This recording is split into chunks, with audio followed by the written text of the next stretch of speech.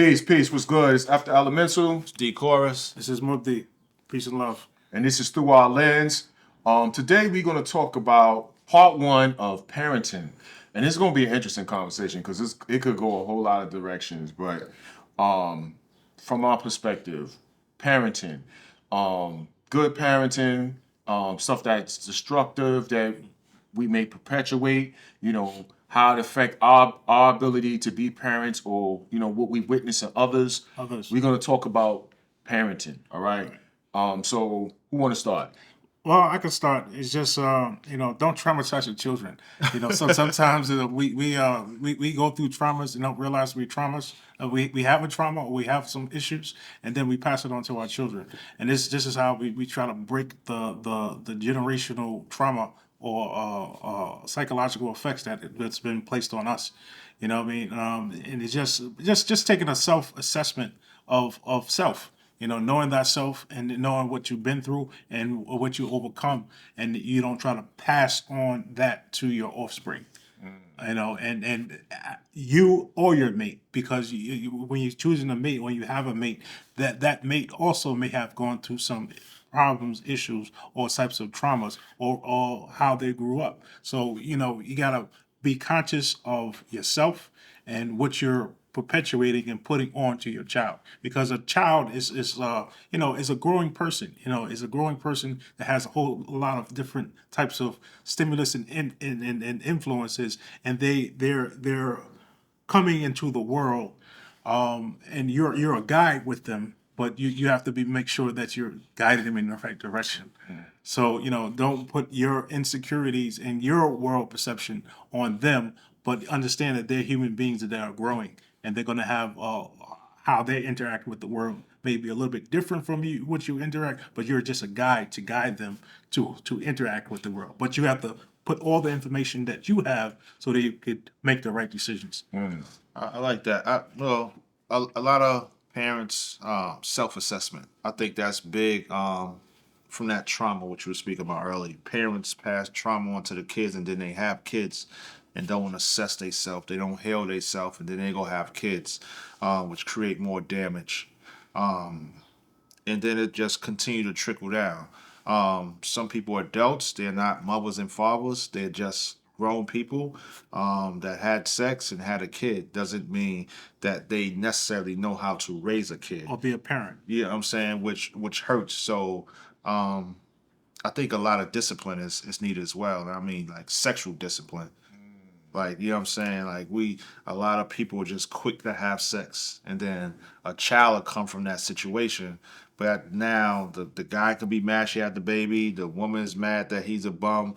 But at the end of the day, they already knew who each other was. It was that feeling. Oh, yeah, I'm feeling good. She give it to me this way, or he do it that way. It was no thought of now the child is here. Planning. You know what I'm saying? Yeah, what about that child? Right. So, it needs to be a lot of discipline, sexual discipline, because, over the course of time, you get to see who that person is. Is this a good man to be with, raise my kids, or is this a good woman to raise my, you know what I'm saying? So those things is very important, when it comes to parenting. So we have a lot of unplanned pregnancies then, and the pregnancies may not even be wanted.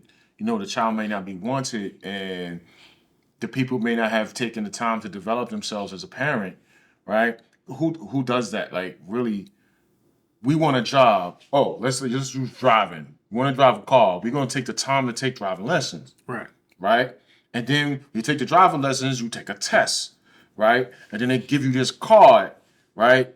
And now you could drive. So there was a movie that I liked. There was one line from the movie that I really paid attention to.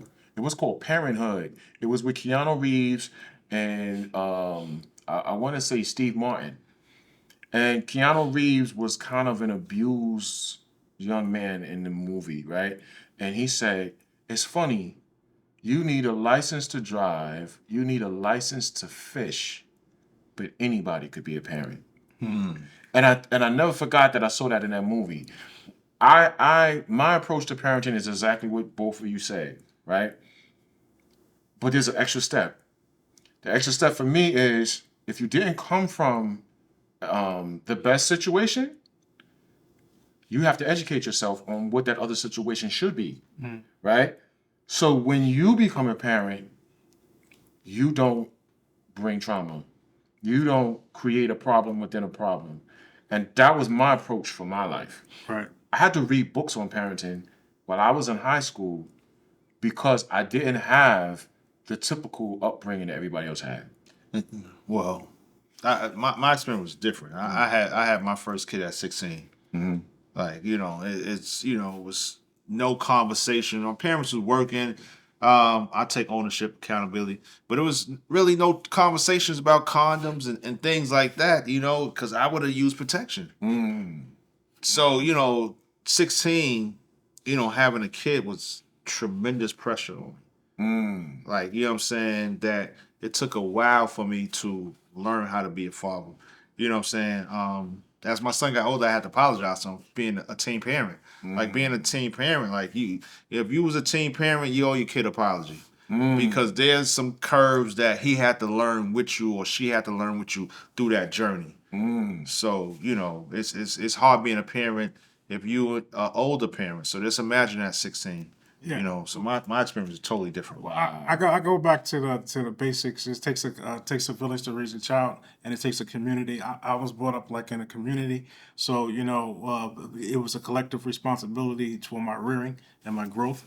So and and also just like I said, education about your sexual health in your choosing to mate. We will spend time and time trying to get the great iPhone or a great computer, but we don't spend the same time of trying to choose a partner or a spouse. So we spend less time. We just basically go off of just the pure just passion or lust, whatever. But I mean, you also got to be choosing the partners that you have, and that goes back to our rearing and how we are courted and our culture. You know what I'm saying? How are we groomed to choose a mate? You know what I mean? In traditional societies, we used to have like a community, and you have like a courtship thing. But from the traditional way of doing things, we kind of been broken off from that. So we don't have the thing of just courting someone or getting to know someone before we just have sex, because I mean sex is a beautiful thing, but it's actually helpful for your psychology and for your well-being. It's a part of being a human being, but there's also responsibility that goes along with it. So you have to be responsible, of who you have sex with. I mean, people think that we had this time where there's free sex, a sexual revolution kind of thing, and they came along with the STDs and everything else like that. So I mean, we have to be responsible and educate ourselves on our mental and sexual health and our well-being, and choosing a partner so that can help you grow in this life journey. I think that you're dead on with a lot that you just said. I remember my parents never talked about it. I'm gonna say it's gonna sound funny. It's gonna sound like a joke, but I'm gonna tell you what they used to call it. What my mother used to call it. My father never talked about it, but my mother used to call it gunking and bluching. It just sounds crazy. So me and my sister, we go to school. I started school in 7th grade. So the teacher in the 7th grade asked, "Does anybody know about sex?" And my sister said, "You mean gunking and bluching?" And she said it out loud, and the teacher was like, "What?" So, and then I remember, so that was the one conversation. And then when I was in high school, they showed us a sex ed tape about STDs. And that was my introduction to the conversation. Right there. In high school, seeing all these disgusting diseases, right? So I'm sitting there like, oh, I'm like, what's that? They was like talking about all this stuff. But it was never spoken about in my house. Ever spoken about in my house. Now, today, you can find it everywhere, right? You can pull it off on the internet. You could do all this stuff. Sex sells. You could vibe. You could do whatever, and you can learn about it. But nobody talks about the aftermath, like you said. You have sex. It was great, and now pregnant, right? Person's pregnant. Now, I'm going to say this to women. A lot of women don't give thought to who they are making a father. Now, I'm going to say to men. A lot of men don't give thought to who they are making a mother, right? Because some people absolutely should not be in charge of rocks. They should not have stewardship over pieces of wood because they don't know enough. And they're not they don't even have their act together, right? You got to feed babies. You got some people. What I just said is a revelation to some people. Right. Yeah, you got to plan for your family. You got to plan for your future, and that you're bringing a human being into this world. So I mean, and you know, we're living in a modern world. So I mean, this person's going to need food, clothes, and shelter. You know, they're going to need a loving environment. They're going to need economic. You know, they're going to need a whole lot of things. And this is why I definitely promote. It takes a village to raise a child, because you know, as a human being, and as or you're a parent, you don't have all the answers, because you're one person or you're one individual. So this is why you have to have a healthy community, and this is why we got to promote a healthy environment, healthy community when you're raising a child, because you're going to be the first teacher. You know, the parent, the mother is the first teacher, and the father, you know, is going to be the first teachers of the child. But you're teaching them how to interact with the rest of the world. Sure. So I mean, it takes a village. You know, you have to have an environment that is conducive for growth of a human development. So key point, you said the healthy community, and so with the whole new movement of the sexual liberation, right? Have that movement? Do you think that movement created more single parents? Because it's like, you know, city girls, hot girl summer, right? So it's that whole movement, and the babies are coming, right? So where do we go back, right? Because we got to go back to go forward. We got to at least step back to go forward, right? Right. Nobody's talking about black families no more. Right. Nobody's talking about marriage, really. Right. It's that liberation. Hey, you know, I got my own job, I got my own car, my own place. I only need a man for one thing, right? But then when they get that man, right, and that one thing happened, he's no good. Child support. So go back to the root. And I said the root is you know, the family unit. You got to have a family. Healthy families have healthy communities. Healthy communities have a healthy nation, healthy society. So if you want to go to, you know, the nucleus, go back to the root, is just protect your family, meaning that you got to protect who you have a family with. So you got to make that decision of, you know, you have to have some insight of, you know, what do you want in life, and who you want it with, and how you're going to create that life for yourself. So going to the root of the family and protecting that, and how do you grow a healthy family? So choose wisely of who you have a family with, because my father used to say, you know, the right spouse or the right mate could make you or break you. So you have to choose wisely. You know, that's the only person in your family that you choose. So make sure you choose wisely. Wow, that's deep, because I think people's criteria for choosing somebody might be strictly on, yo, I get excited when I see her. Physical. It's physical. Right. You know, Physical it's attraction. looks. It's based on the looks, and it's like the character of the person is like a maybe a secondary or tertiary thought. You know, they think about the character of the person after the fact, right? But they already committed. They already, you know, done did the thing, and now they like, now person do this, they run scams on people, but you already done smashed, right? So Right. now it's like, okay, it's kind of too late. Oh, this person is abusive. Oh, this person is this. Okay, but you already done did what you did, you know? Right. You're already smashed. So now to walk away, it may be a problem. I remember, so I got all these crazy stories, and maybe one day I will get into my crazy stories. I remember there was a girl that was interested in me, and she was literally stalking me, right? And we didn't have a relationship. We never had a relationship. I don't even really remember the girl's name, to be honest with you. I might have heard her name one time.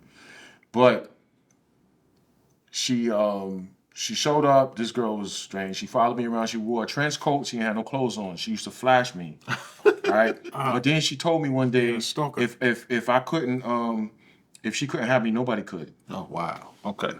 And mind you, nothing jumped off with her. Right, but right. she said, if I can't have you, nobody's gonna have you. Is this a And I was like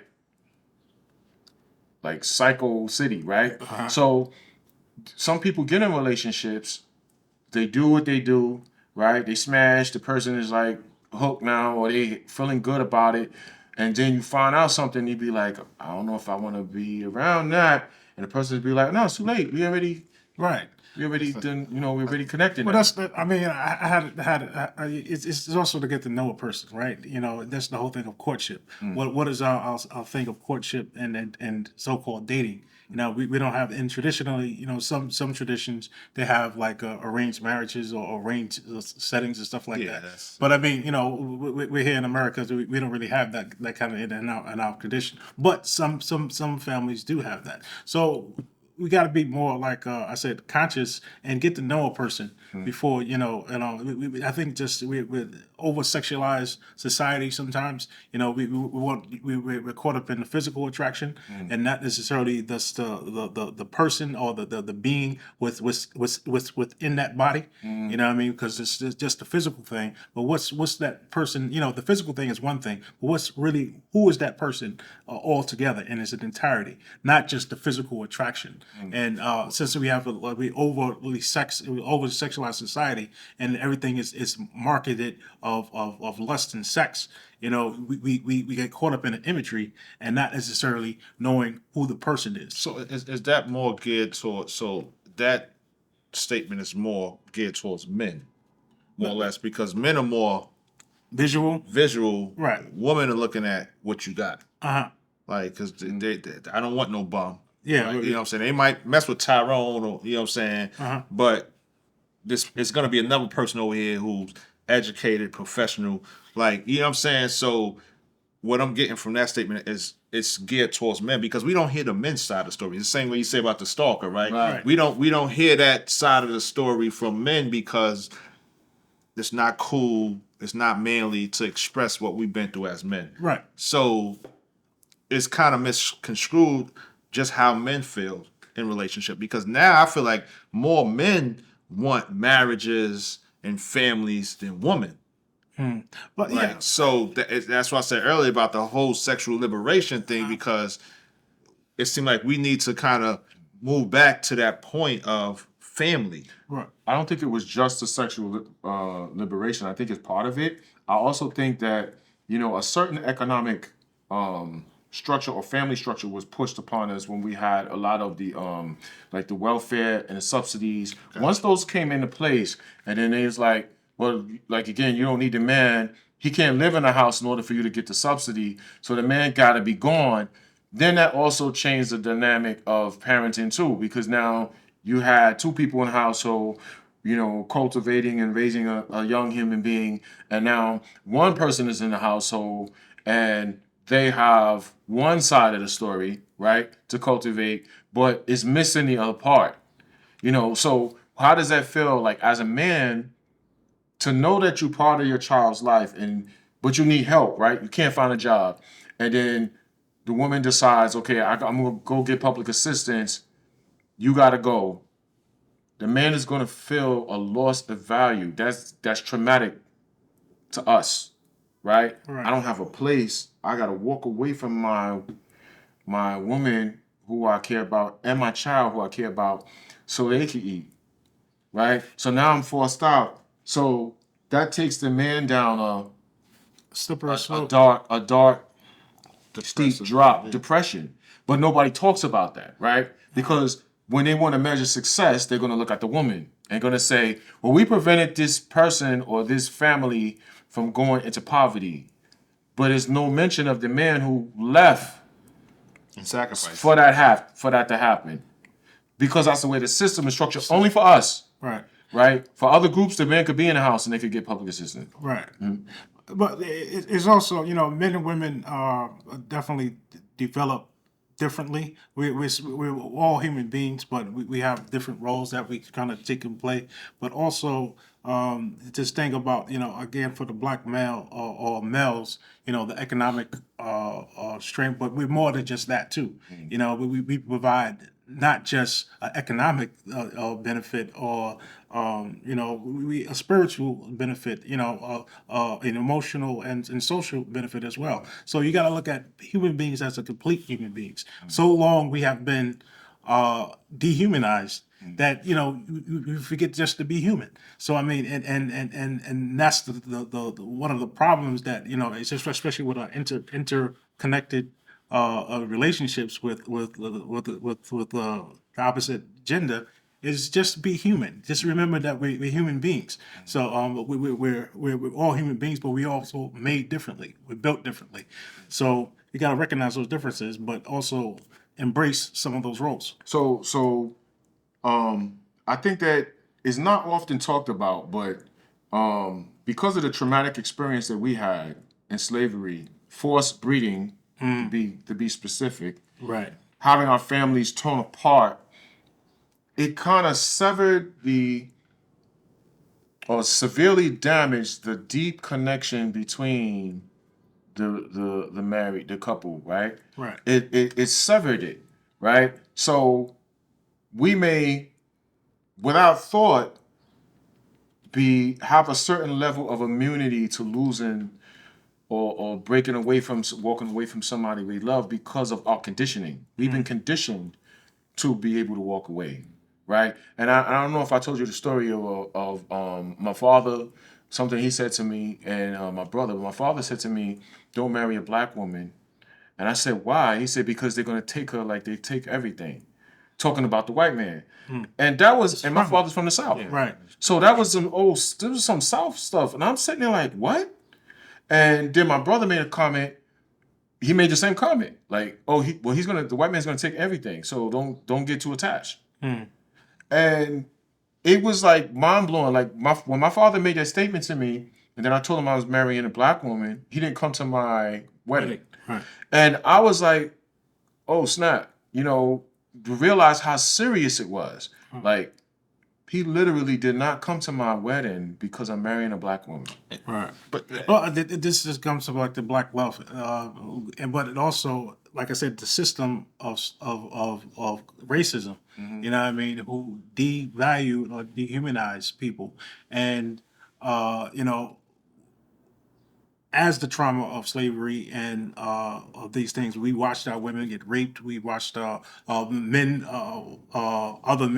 get lynched and raped or castrated, and women have to watch this as well. So this trauma, it sinks into our relationships, and we see the residual effects. That's why he's telling you to write a check because we still feel it. I mean, you got to check the check because this can be measurable and it can be quantified. So it is something that happened and we got to talk about it. And that's key and point piece what I'm saying. And I think the older generation, as older parents, they were so traumatic in impact that it hindered them raising kids. Like they were always in survival mode. There was never no cruise control. It was always because you gotta look at coming from the segregation part where my mom's is from Tuskegee, Alabama. She marched with Dr. King. She didn't go across the famous march where they got beat up, but she remember certain things. Like my father used to tell me stories about had to get the rifle, his father rifle, and because the Ku Klux Klan used to always put put the torch on their joint, and my pops was always angry. So, that trickles down to us, some hereditary, some unconsciously, that we don't even know do our parent in the way we raise our kids.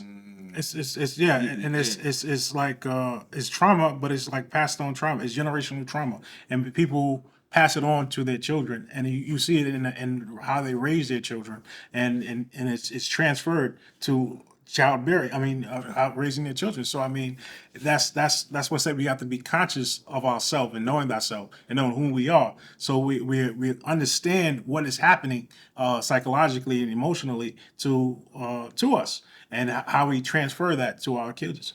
I think that how we raise parents, I want to open up that a little more. How we raise our children, rather, I want to open up that a little more because some of us don't raise our children. Talk about that. So I'm an example of that. Everything that I've learned that's worked for me to be as a successful person, I didn't learn from my parents, right? I learned from other people's parents, and I learned from mentors because as a child I knew that my parents didn't know, which is a hard thing all in itself. It's like, you reach a point where this person does not have your best interests at heart because they don't even know what the best interests are, because they don't even have their own best interests at heart, right? So It was on you have survival to mode. find a way to survive and find somebody that you can mimic, right? And I mimicked one particular person, and it's funny how it worked out from what I knew about him, and looking at it now, that's Wally, right? And it's look how it played out. He has a son, two younger daughters. I had a son, two younger daughters. He taught me electricity, electronics, how to run electrical lines. I took that and moved it to computers. Right? I followed a lot of his line unknowingly. Because, like, you know what? You want to be successful. You're going to see the successful person and you're going to want to emulate them. So I found myself being in a position with other older men who were skilled at something that I didn't know, right? And I learned all of these things from them, black men. Right. And I learned all these things from them, knowing that I didn't know this way. I knew if I followed my parents' way, I wasn't going to be alive too long. Yeah, but I that's know that. Yeah, this is the whole thing I said about our community. It takes a community to raise a child because sometimes parents need help too. So they don't know it all. You know what I mean? And it'll be, it's not in your best interest to think that you know it all. Sometimes you need help. You know what I mean? Everybody needs help. So at some point in the time, we've got to just to kind of get our minds off of this individualism and understand that we are individuals, but we live collectively. Right. And understanding that it takes a village to raise a child. It takes a community. So that's why we have to have a healthy community. Well, I think, like, even when he say, like, when I talked about this connection that we have, like with our partner, mate, wife, whatever, spouse, we have this connection. It's a real connection, right? It's not like black men don't feel anything. We have a real connection. And although if we're not with that person, it's gonna hurt internally way worse than we show it. Because guess what? You don't want to be a punk, right? You don't want nobody to see you hurt, right? So we never talk about those kind of things. Right. There is a strong unsaid bond, right? That happens because we with this person, we got together and it's there. Yeah. And we just don't express it. But if that something breaks that bond, it's devastating. Yeah. For us. Well, but you were saying, you kind of said it. But that's when you have to appear strong. That's a survival mode. That's like a fight or flight mode. You know what I mean? We have to appear strong so we're not being attacked or we're not being weak because people defensive because people a predator will look at the weakest link. So and they will attack the weakest link. So the being strong is how we survive. But at the same time, we understand that we can be weak. That's what I like Tupac because to be strong. Sometimes you have to be vulnerable, and I think I heard this on David Chappelle. He said his mother always taught him, to be a lion. Sometimes you have to be the lamb that you are. Wow, that's heavy. So you gotta sometimes. I mean, you definitely have to be strong, but the strength comes in knowing that you're weak. I think we've been sold as black people an avatar that is like very destructive. Because that's my challenge. Like, and I told you, I've had my run with therapy in 10 years. I've been in therapy, and I still got things I got to work on. But one of them is I won't let myself cry, and that's a problem. Sometimes you need to. Right. It's a release. Yeah, you need to release, but being black and a black man, you're always on the battlefield. Yeah, right? that's my So approach. it's like you always at war. Right. It's no time to cry and no time to mourn. However, the soldier still gotta put his pistol down, take a piss or shit. Right? Like it's just not expressed enough. Right. And I think that as a black man, even as a black parent, it's so much we don't talk about. We continue to go on because the perception and myth is we don't take care of our kids, we're deadbeat dads, all these things. and it's not spoke about in a positive light. Like black men are not. When it comes to father, you rarely see a black father on commercials, right? It's the whole stereotypical approach towards black men, Right. which is scary because you still got kids, right? It's like if the father's outside the household, he still have a voice of how that child is raised, but through the courts now it appears that you have nothing to say. So when that child end up and he's in the streets of doing X, Y, and Z, who still get the blame? The father. So it's so much negativity towards the black man Right. when it comes to parenting or being a parent. I believe that being a parent as a black man is a choice that I made. I have to be in the house with my children. I couldn't be a parent outside the house. I have to be in the house because I saw my dad and my mom go through it when they got divorced. And I when I had my children, and even now, like my son is 25, and I had a conversation with him a few weeks ago, and I said, I want to tell you something. I said, I want to tell you something that was never said to me, but I want you to hear me say it. He said, what's that? I said, I'm your father. He said, right. I said, I'm never going to turn my back on you. I want you to know that. And he was like, okay. Because I had serious abandonment issues. I felt like my father turned his back on me. And I felt the same thing about my mother too. So imagine being a teenager and coming up with that state of mind as a teenager.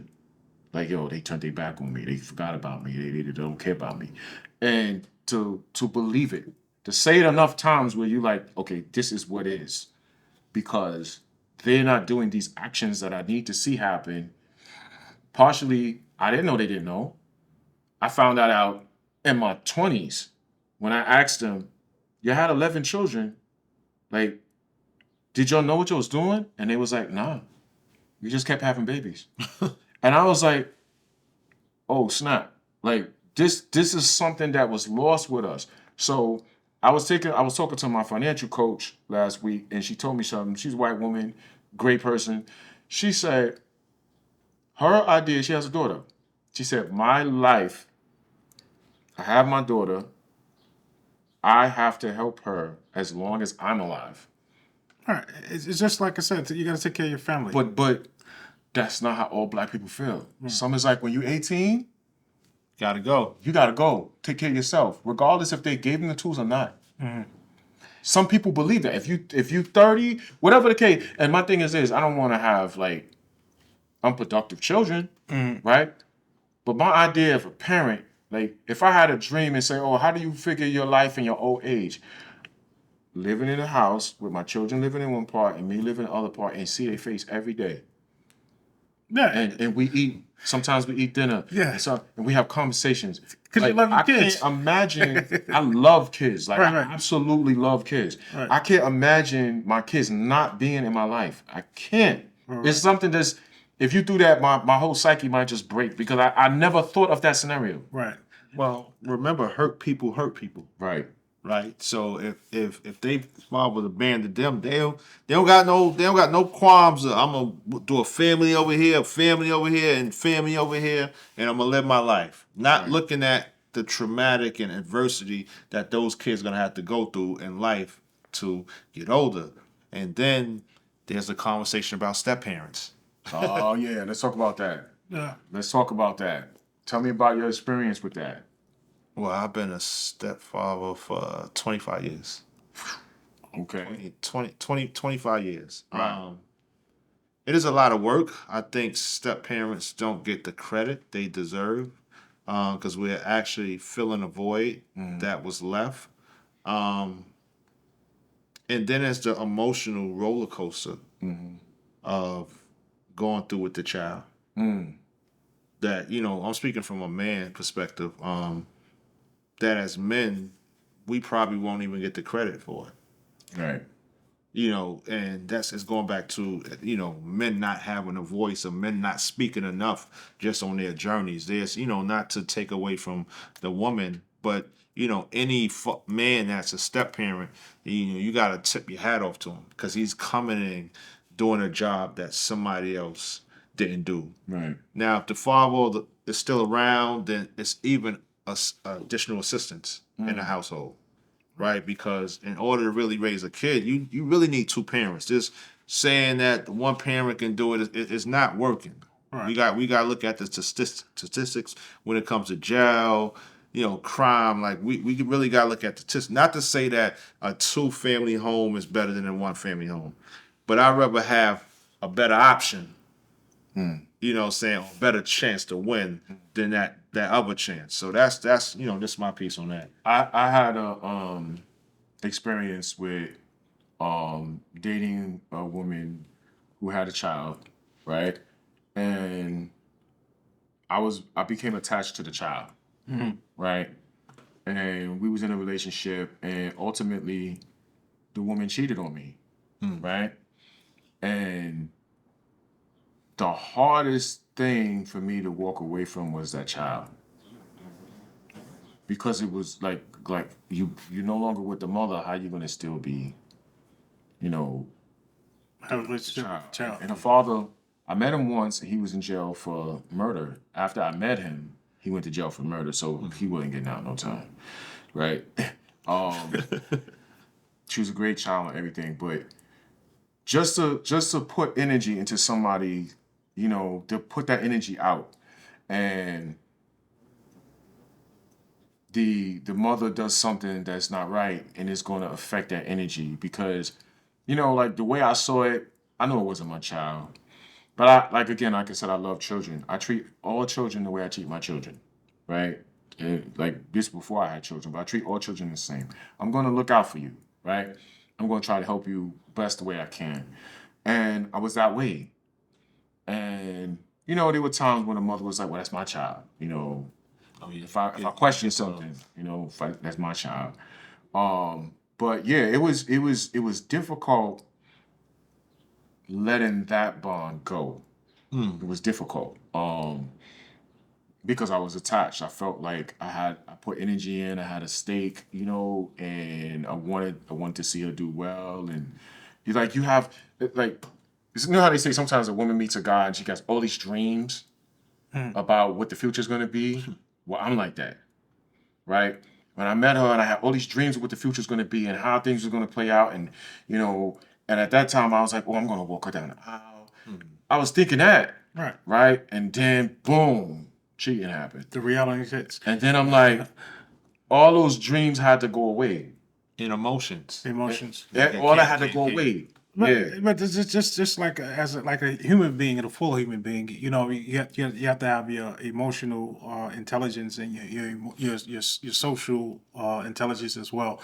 But it's like, for so long, like I said, we always trying to be detached from those things, not being a full, just as a thing or a function instead of just a complete human being. So I mean, as a complete human being, you're going to have emotional attachments. You're going to have social issues, also social, bonds that you create, and you got to recognize that and recognize your role and those types of feelings, because like I said, you're a complete human being, but we've been dehumanized so much time that we forget that we're a full functioning human being that has all these parts and intricate parts. We're not just 2-dimensional. You know what I mean? We're 3-dimensional, and we have a lot of depth. And having a bond between or fathering a child that's not biologically yours, but you see, it doesn't take being a biological father to be a father. It's just basically being there. Yeah. You know what I'm saying? And I think again it goes back to this thing of it takes a village. We had community that that guided people, and fathers are there to guide the child, not always just to be the authoritative figure, but also as a guide, you know what I'm saying? So it's to tell them what's what in the world. And, we got to go back into, just being involved in the child's life so we can guide them and say, oh, I've done this before. Mm-hmm. So, I'm trying to warn you with something is happening, that's just like our role within in the family and in the community. Yeah, when you start out, I think as a father, you do have that authoritative kind of approach, because you kind of show order, and But as the child gets older, you become like the guide, and then you become like a source of wisdom or knowledge base that that your child can call and say. Of course, it's an adult, but it's like, you know anything about this? And then you could kick in and say, yeah, I know something about that. You know, I've been through this, boom, boom, boom. But I think that, yeah, on a whole, it's like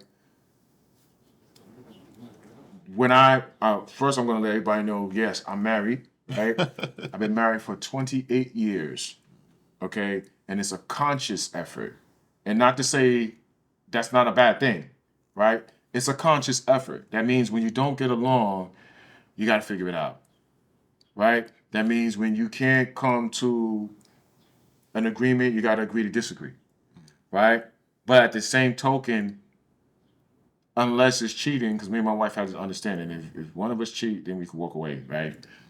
But that's the thing that'll do it, right? But that's our line in the sand, right?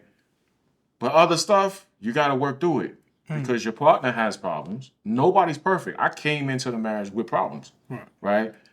I may not have paid attention to them, but later on in the marriage, it's like, okay, you got some problems. You need to get some therapy. Okay, but it's an agreement that we're going to work this out because the things that I didn't have in my life, same thing with my wife. Her parents divorced at a certain age. I refuse to see that. That's a cycle that I'm not going to repeat. My children's going to grow up seeing both of us in the house. Right. Well, that's the thing about with your spouse, being able to communicate. Right. You know what I mean, and this is the key about communication, and especially if you have a child. I mean, and this is going to affect the relationship the child sees as well. Mm-hmm. So I mean, you know, when raising a child, you got to be, you know, the person that you're raising the child with, you got to be in constant communication and on the same page. Right. And this helps the child development. Well, the same page is the development thing, but you know, because you're going to bump heads, but Right. you're going to bump heads in a way that the child doesn't see two people going at each other. Right. Right. In it together. You have to have like rules of engagement. Right. And we had to establish that. We was like, because I said this to my wife, and she understood it when I said it. I said, my entire young life, my mother cursed me out. I'm not going to be married and be girl out. I'm just not going to do it. So we understood that. And she said, listen, I don't deal with no cheating. I don't deal with no physical abuse. Like, we said this before we got married. But see, and that's the key right there. See, that was the key. It's the communication early on. Mm-hmm. So y'all both knew what the goals was, right? This is the task. This is what that's what need to happen in a relationship. It need to be conversation, communication early. Right. Don't wait to the last minute. Like I say, she looked good. You know, you done had a few drinks. You go in, and now boom, you got this situation. Right? It's about that communication early because once that child is born, y'all both got to be on the same team. Right. You can't be on this team and that person on that team because the only person that's really suffering is the kid. And I don't think that happens on a scale. So, like, even like when my wife and I got married, people was like, oh, I heard she's pregnant. Boom, boom. We had that child 3 years later. We planned it. He was like, let's be married. Let's have the child 3 years after that, my son. My daughter was 5 years after him. 5 years after him, and then my other daughter. So, 3 years after him. 3, and then 5. So, but we planned it. We got to know each other. We got to know who each other was at a certain level. We worked. We kept on working, and I ain't gonna lie, it wasn't easy, right? Because now you're dealing with another human being. And you got your baggage and she got her baggage and you got to figure it out. But 28 years. And again, I saw the Cosby Show. I said, I want that. Because I had never seen it until I saw the Cosby Show. Like, at that scale. At that scale. But and it was, I know it's fun and all this stuff, fictional, but I was like, in reality, that could happen though. Right. You know what I'm saying? So, because it's possible. So, and here's another thing. Right. Coming to MIB was the only time I saw a family with the parents together. The nucleus family. Nucleus family. That's the only time I saw that. Oh. Yeah. Oh, I mean, I was beneficial. I was blessed enough that like my grandparents that had over 60 years of like marriage. Then like my parents were they have over like almost 50 years of marriage. So it's like I've seen that and I've lived it. It's seen it function, seen it work, and I know it's not easy, but it is possible. So and that goes back to what I was saying about this love. And just like with choosing your spouse correctly and being in an environment that's it's loving and nurturing, and having a community that supports that. So long people kind of run away from love because of this trauma of having love taken away from you, or seeing your loved ones being taken away, or being traumatized, or being broken up, or doing other stuff. So it seems like always a destruction of progress and love. I mean, it's this thing of love, like black love. I mean, we come through the mud, the fire, through a lot of stuff, and we still here, and we can still love each other, and that's the beautiful thing about it. So as we have that, we gotta try to build our families off of that. Of that love, and going through that fire, and going through the grit, into the grind, because it's not always just the peaches and cream, and the blossoms and the sunshine. In the White House, and the Yeah, picket but fence it's, with 2.5 kids. it's the dirt, and it's the grime, and it's the work that you got to put into it as well, and you got to be willing to put it in. Because everything is not peaches and cream. It has to be a process to get it to look that way. Right. Everybody sees the end picture, but then to see the painter painting it, mixing the colors together, getting the paintbrush, putting the canvas, and prepping all that time to make this beautiful piece of art. So that's how you got to see a relationship. It takes work to make it look a certain way, or be a certain way, and fix that. But everybody looks at the end result, and not the process of getting it to that way. It takes sacrifice. It takes self-reflection. It takes inner confrontation with yourself, and understanding that you have things, but you're trying to find a partner that can work it out with you. Yeah. Any partner comment? Just if you're gonna be with somebody, make sure you understand that person, get to know that person before you bring a life into this world, and destroy that child. That's a key piece that I feel like. What I'm saying? We gotta stop bringing hurt, because what I'm saying, when a child hurt, it goes a long way, because that's like almost a generational curse of somebody coming in broken, and then it takes years to put that person back together. But in the process of taking years to put them together, they done did a lot of damage. Yeah, because it's easier to raise or build up a child than to fix a broken man, or for a broken person. That's the so Boy you gotta Scouts. yeah. Boy So Scouts say that. you gotta be definitely conscious of how we raise our children, and what they're exposed to, and the stages they're exposed to them.